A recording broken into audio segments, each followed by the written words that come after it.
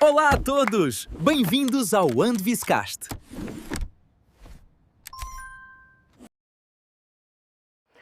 Olá a todos, bem-vindos à Blind Sports TV, o primeiro canal em stream dedicado à valorização e promoção do desporto para a deficiência visual.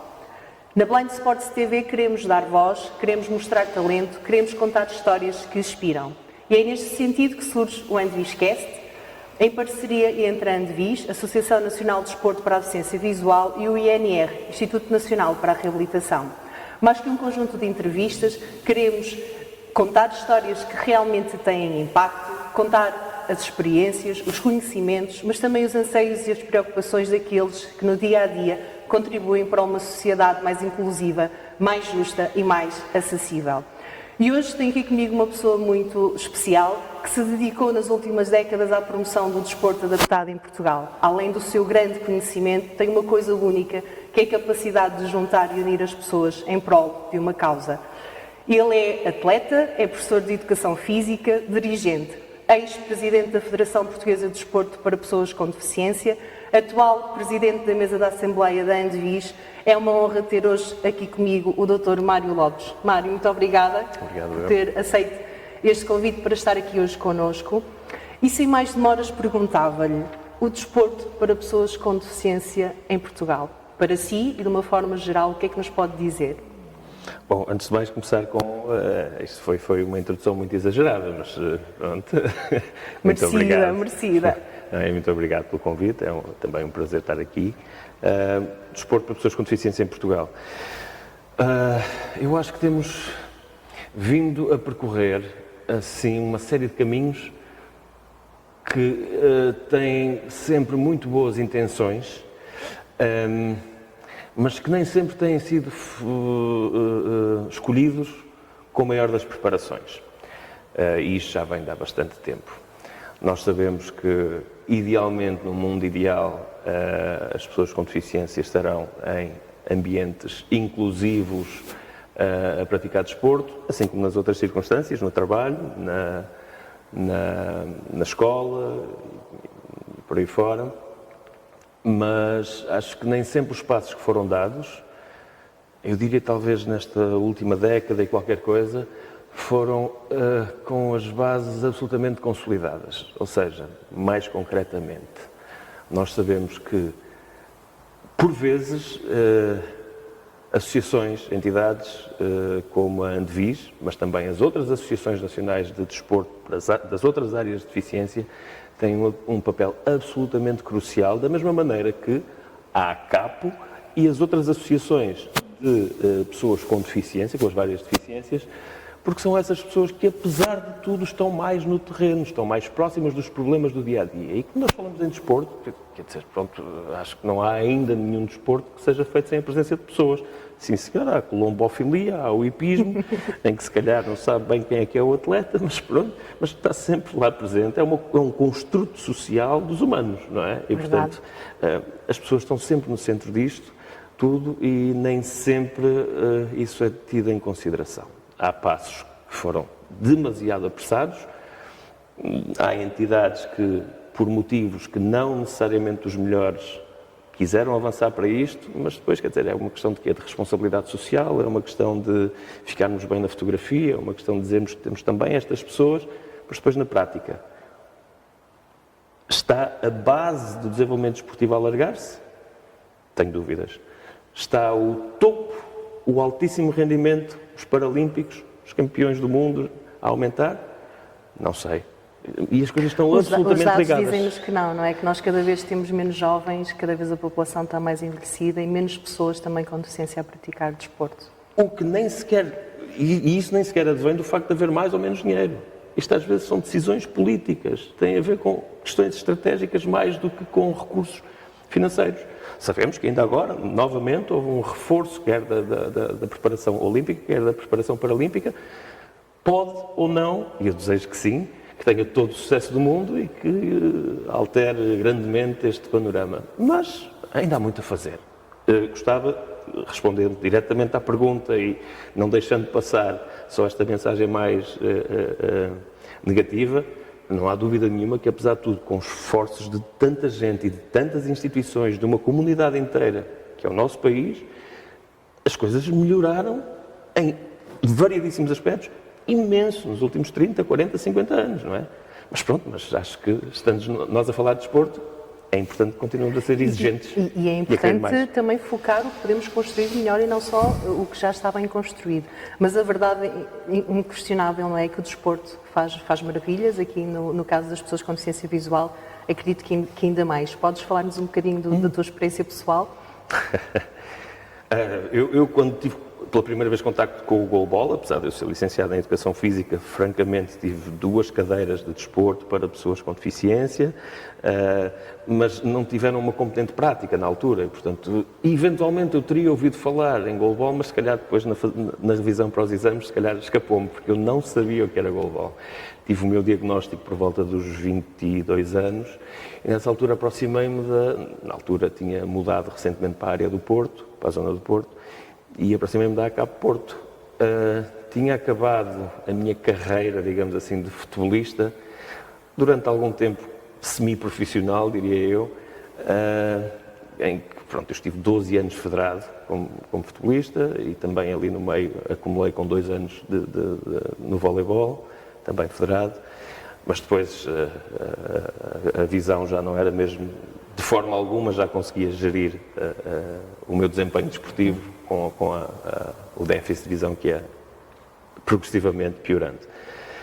Quando me juntei à CAP e vi o que era o goalball, foi uma coisa incrível. Eu já há alguns anos que andava a sentir que treinava e jogava no futebol com imenso, aqui sim acho que se pode utilizar a mesma palavra de forma correta, com um handicap tremendo em relação aos restantes colegas e aos adversários, não é? E então treinos à noite era absolutamente uma loucura, não é? E entro no goalball como voluntário, professor de Educação Física, posso dar aqui uma ajudinha, mas depois apaixonei-me por esta modalidade e comecei logo, na época a seguir, também a jogar e, de facto, a sensação é, uau, ok, eu comecei com 29 já, uma coisa assim, 28, 29, acho eu, 28. E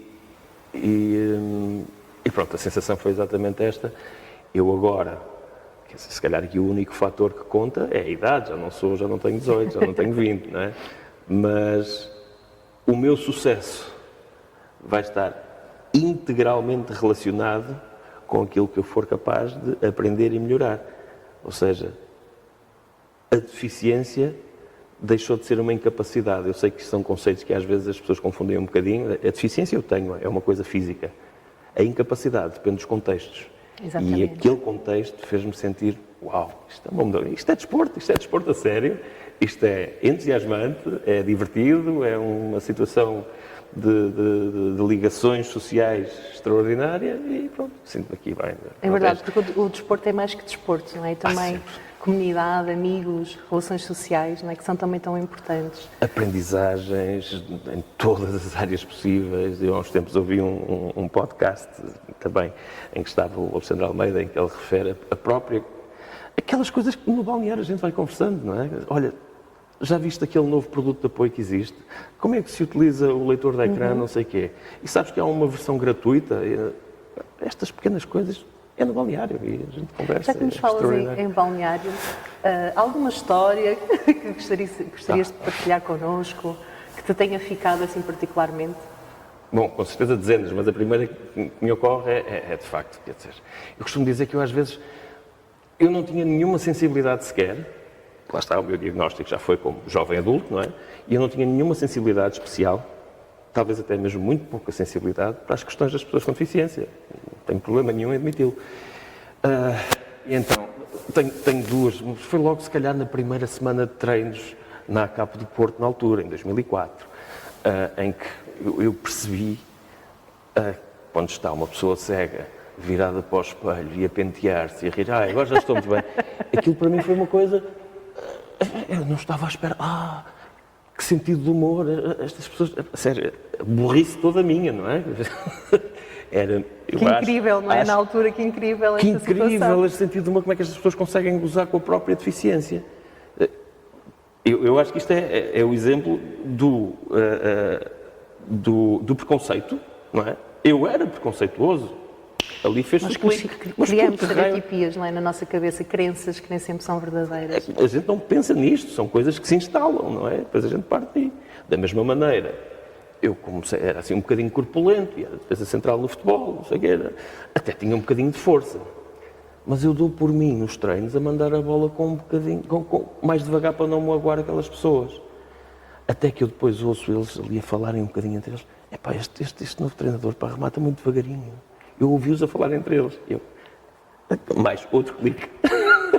Uma série de insights, não é? Isto é desporto a sério. O que é que eu estou aqui a fazer? Verdade. Portanto, Mário, é um bocadinho Não, e obrigada por partilhar essas questões autogozo. tão pessoais.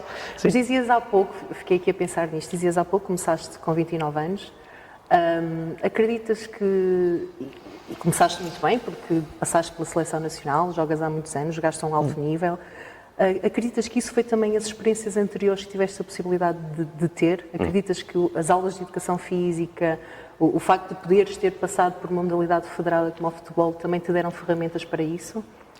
Acredito e defendo muitas vezes, sem base científica nenhuma, quer dizer, se calhar se fosse fazer um estudo, se calhar até havia, mas foi incrivelmente fácil para mim entrar nesta modalidade que tem uma bola, como tantas outras, que tem um espaço limitado como tantos outros, que tem uma baliza, cujo objetivo é marcar mais golos do que o adversário nos marca a nós. Tudo isto é semelhante aos jogos desportivos coletivos que nós conhecemos, não é? Até aqui. Depois é só fechar os olhos e a gente guiar-se ainda mais do que nos outros. Em todas as modalidades a comunicação é essencial, não é? Entre os colegas. Mas ainda mais do que nos outros, essa comunicação e depois aquele elemento tátil. Mas eu acho que o facto, e eu fui vendo ao longo destes anos muita gente que foi perdendo visão por um motivo ou por outro, por doença, por acidente, e que se foi integrando no goalball, e a facilidade com que estas pessoas se integram no goalball é tanto maior quanto maiores as experiências motoras prévias, sem dúvida. Eu acho que tive a sorte de, quando era miúdo, fazer ginástica, natação, corrida, bicicleta, ténis, e depois como federado também, então, futebol, o vôlei, sei lá, fiz um bocadinho de tudo. Quando cheguei ao goalball, sim, na própria faculdade, tive imensas modalidades, extraordinário, e para quem gosta de desporto, depois chega-se ao goalball, acho que foi mesmo uma adaptação relativamente fácil. De forma absolutamente surpreendente para mim, que eu achava que ia ser impossível, não é? Provavelmente já tinhas essas bases psicomotoras que tanto falas. Sim, acho que sim. E achas que o desporto também te deu mais competências para o teu dia-a-dia, de alguma forma? O desporto, o goalball, a O goalball modalidade. em particular, sim. Mas sem dúvida, claro, podia-me lembrar de tanta coisa. Em termos meramente psicomotores, digamos assim, não tenho a certeza, exatamente, se calhar porque já tinha estas outras prévias vezes. Mas em termos de identidade, de aceitação da identidade, de compreensão daquela comunidade, de, sei lá, da própria necessidade da defesa dos direitos, acho que é muito importante também. Portanto, irias lá para Depois casa, deixarias essa mensagem que realmente praticar desporto pode fazer a diferença? Absolutamente todas as perspectivas. Já agora, o goalball em Portugal é uma especificidade nossa desde sempre, acho eu, pelo menos desde que eu jogo, que é a possibilidade de haver uma pessoa em campo, uma pessoa sem deficiência visual. Estamos todos em circunstâncias iguais, temos todas as vendas, não é? E eu acho que há tantas histórias também que se podia contar de pessoas que não tendo deficiência visual apaixonaram-se completamente por esta modalidade e pronto, e forma-se uma comunidade que é absolutamente inclusiva. O goalball pode funcionar, nomeadamente nas escolas, com aquela perspectiva de inclusão inversa, chamemos-lhe assim, não é? Há quem utiliza esta expressão, que é exatamente as pessoas sem deficiência, os alunos, os estudantes sem deficiência, poderem praticar um desporto que é dinâmico, que é divertido, que puxa pelos músculos, que trabalha a resistência, a força, a velocidade, a atenção, o equilíbrio, uma data de coisas, colocando-se ali por uns momentos é só para ter, às vezes, uma noçãozinha, não é? Mas, por uns momentos, coloca-os na posição do outro. Isso Verdade. é fundamental. Verdade. É a empatia. Exatamente, a empatia, não é? Eu acredito que se nós tivéssemos mais empatia de uma forma geral, o mundo poderia ser bem melhor. E aproveitando aqui um bocadinho para passar para a tua vertente enquanto dirigente, não é? Passaste por várias experiências, pela FPDD há alguns anos atrás e agora pela Andevis. Como é que tu vês que...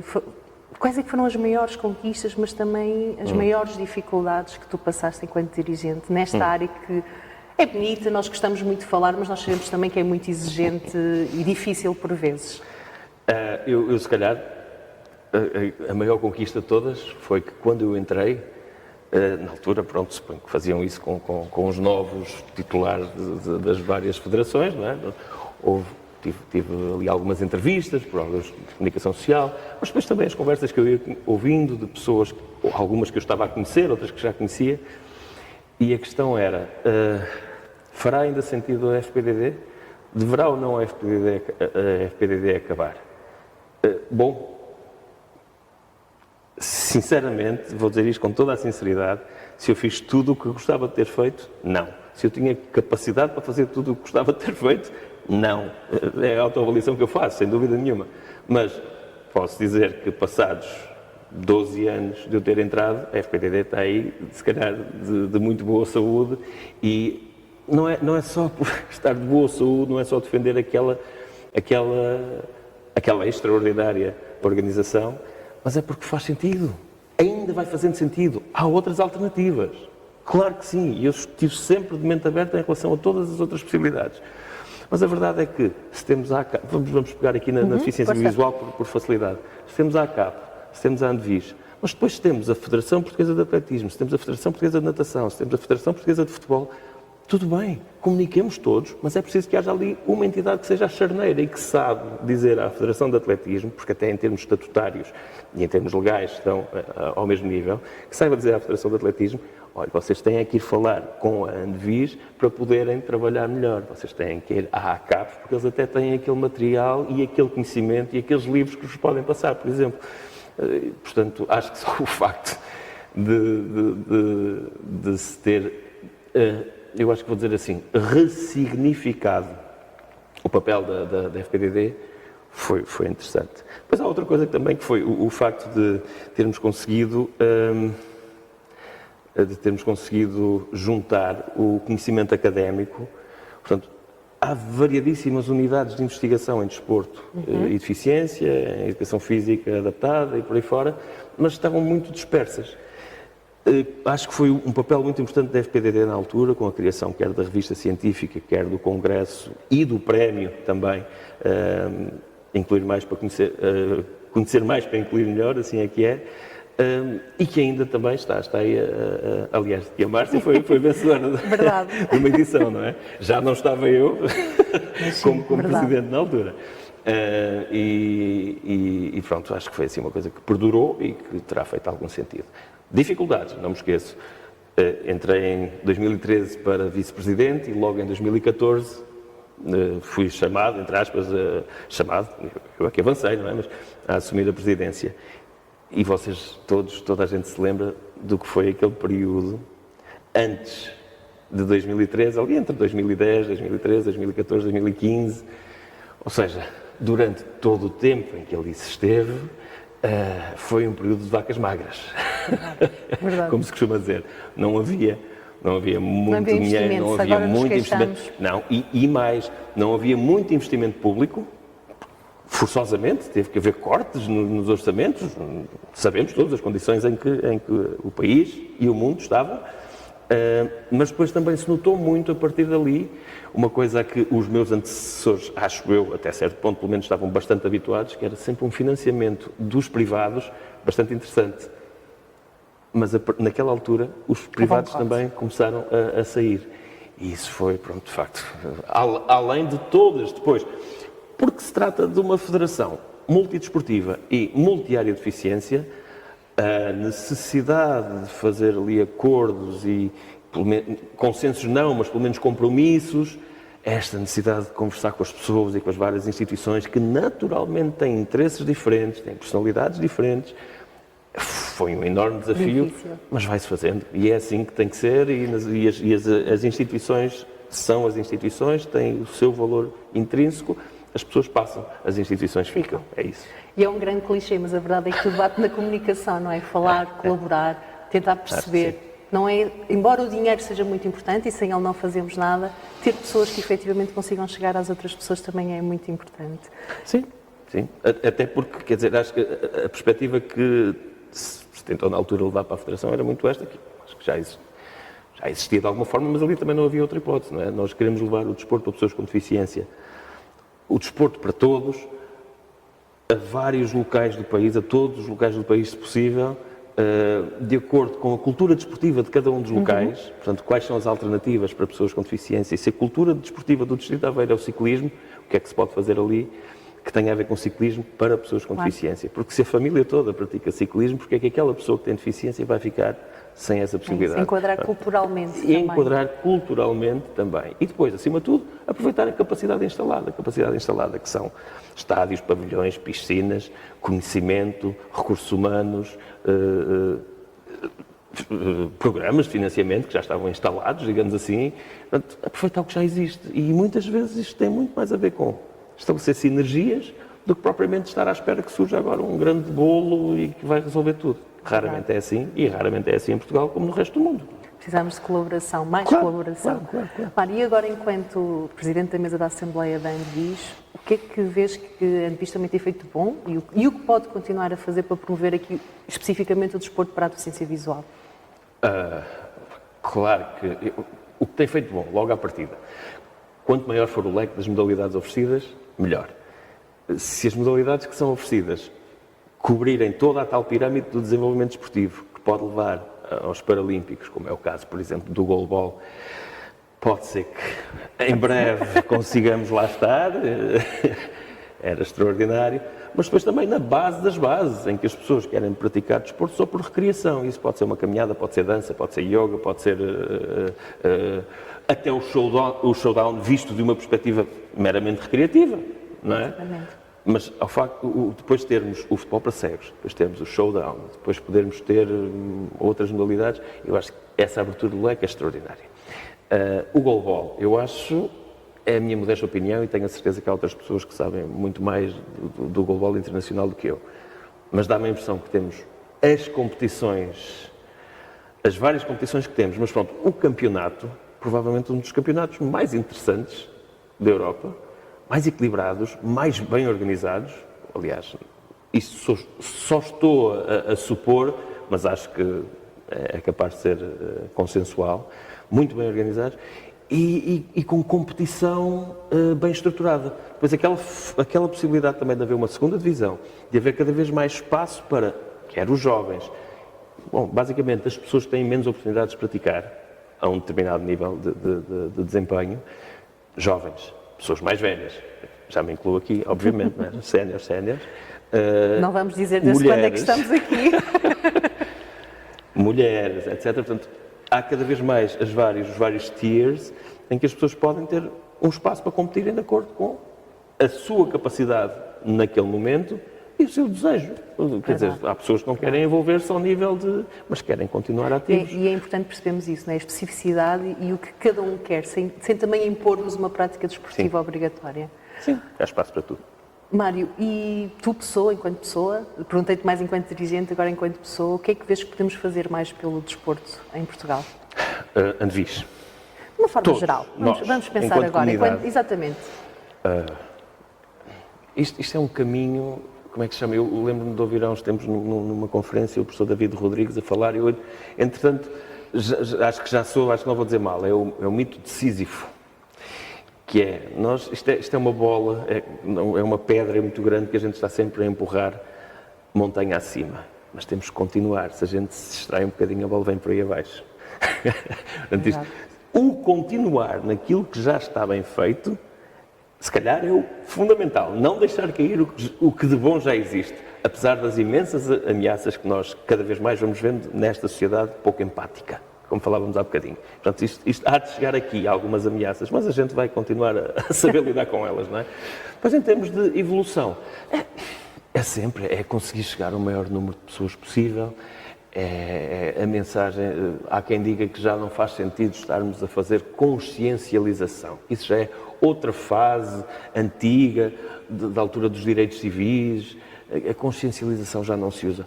Usa, eu acho que sim. Usa, sem dúvida. Absolutamente. Se nós começarmos a pensar que, lá está, o mito de Sísifo, há aqui uma série de coisas que estão garantidas, não estão, nunca vão estar, temos que continuar a puxar e pronto, e a estender esta missão que eu dizia que era a missão da FPDD, que era uma missão de todos, que é proporcionar a todas as pessoas, oportunidades de prática desportiva e atividade física ao longo da vida e de acordo com a capacidade, com o desejo de envolvimento de cada um. Claro. Se conseguirmos todos ir por aí fora... investirmos em desporto é investirmos menos ou gastarmos menos dinheiro em saúde, muitas vezes. Eu acho que falar em clichês, esse é um clichê. Fartamos de falar disto, não é? Continuamos a falar. Toda a gente diz, o desporto e a saúde, claro que sim, é mais que evidente, portanto, vamos embora, vamos continuar a apostar, quer ao nível do governo, quer ao nível dos privados, estarmos a apostar, a sociedade como um todo, estarmos a apostar no desporto, claramente poupar recursos ao SNS. Isto era provocatório também. Não, isto dos clichês, ouvi alguém dizer uma vez que isto, para as coisas atingirem um nível de clichê, é porque estão mesmo muito certas, provavelmente, não é? Mário, pegando, e já estamos mesmo na nossa reta final, mas não queria deixar de perguntar isto, que é, também em clichês e falando de clichês, e os pais? E agora volto um bocadinho aqui à questão da deficiência, não é? Os pais das crianças com deficiência. Como é que tu achas que atualmente isto está a funcionar? Os pais são participativos? Os pais protegem em demasia? Na tua visão, o que é que isto nos diz atualmente? Mais do que aquilo que as pessoas... do que fazer uma generalização. O que as pessoas fazem ou não fazem. Muitas vezes as pessoas fazem sem terem um mínimo de consciência. Eu falo por mim. Quando eu tenho, como jovem adulto, o meu diagnóstico, os meus pais não faziam a mínima ideia, mas eu já não era uma criança, não é? Pronto, já estava a morar fora de casa e a trabalhar, e portanto já era uma questão diferente. Mas mais do que generalizarmos, os pais hoje em dia fazem isto, os pais hoje em dia fazem aquilo, eu acho que é importante, mais uma vez, se calhar há outra palavra, mas eu vou utilizar a mesma, consciencialização. As próprias famílias, muitas vezes, se não fazem bem, é porque não sabem como onde fazer. Porque não têm elas próprias formação. É normal, ninguém nasce ensinado. E, portanto, voltamos mais uma vez a colaborar. As famílias falarem com os professores do ensino especial. As famílias falarem, porque não, com os dirigentes das escolas. Com os treinadores também, não é? No caso desportivo, claro que sim. Eu estou, professor de Educação Física, também estou... Falarem com os treinadores, falarem com os dirigentes dos clubes e perceberem que a maior parte dos clubes fazem isto, pronto, aqui não posso estar a falar com o do clube A ou do clube B, mas não vou falar como um todo. Mas eu acho que a maior parte, ou todos os clubes, são tão acolhedores, as pessoas gostam tanto de receber, quer novos atletas, quer novos potenciais atletas, quer novos elementos da família, quer pessoas que nos vão visitar de vez em quando, quer novos amigos, é sempre muito bom. Agora, quanto às vezes acontece, claro que sim, uma proteção exagerada. É preciso, eu lembro-me também, um outro exemplo, eu acho que ele não vai ficar, não vou dizer, não precisamos usar nomes. Não vale a pena, mas alguém que dizia, vai brincar, criança cega, 3 anitos, criança cega de nascença, vai brincar lá para baixo, saía do prédio e ia brincar. E a criança estava perfeitamente convencida, cega, estava a ter toda a liberdade do mundo, toda a autonomia do mundo para ir descobrir o mundo com as capacidades e a incapacidade que tinha. Uma vez houve uma situação qualquer em que ele ia quase tropeçar em algum sítio. De repente, sente a mão da mãe a pegar-lhe no ombro, a mãe esteve sempre atrás dele. Só que deu-lhe esta liberdade para ele explorar o mundo. Isso é tão importante. Incrível, uma história extraordinária. Essa história é incrível, porque é isso mesmo que fazem os pais, não é? Estão sempre lá se for preciso, mas têm que dar esta liberdade também para as crianças crescerem.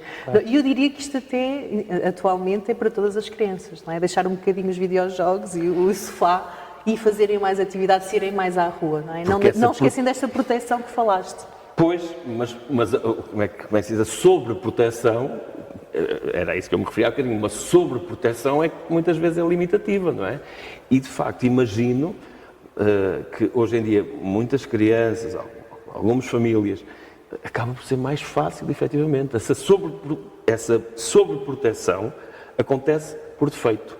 Para que a sobreproteção não aconteça, por causa dos telemóveis, dos sofás, de todos os ecrãs, todos os dispositivos, a sobreproteção está instalada. É preciso ser proativo para a remover. Verdade. É isso mesmo.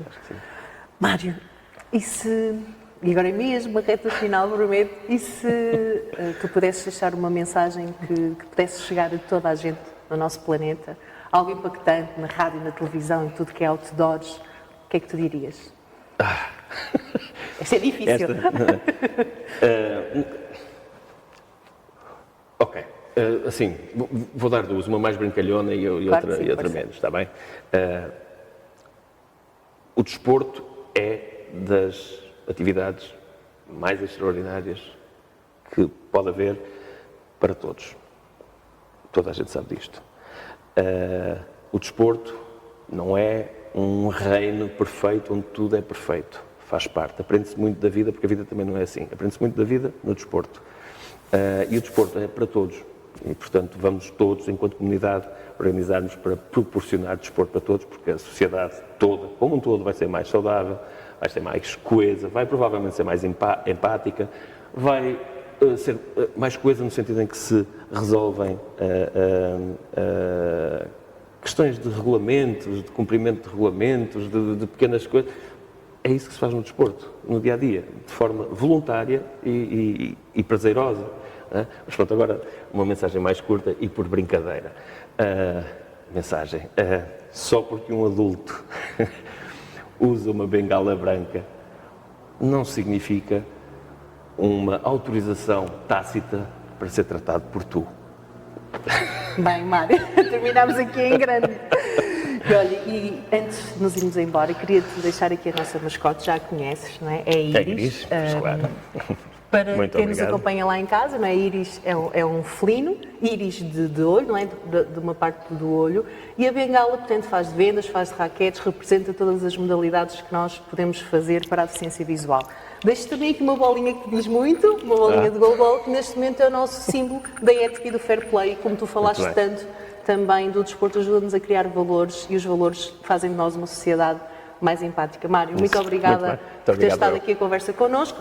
Para quem nos está a ouvir e a ver lá em casa, por favor, não se esqueçam de subscrever o canal da Blind Sports TV, continuarem a acompanhar o Andviscast, queremos dar voz e, acima de tudo, queremos contar histórias que impactem. Blind Sports TV e Andviscast, ver com o coração, incluir com a ação. O meu nome é Márcia Ferreira e até breve.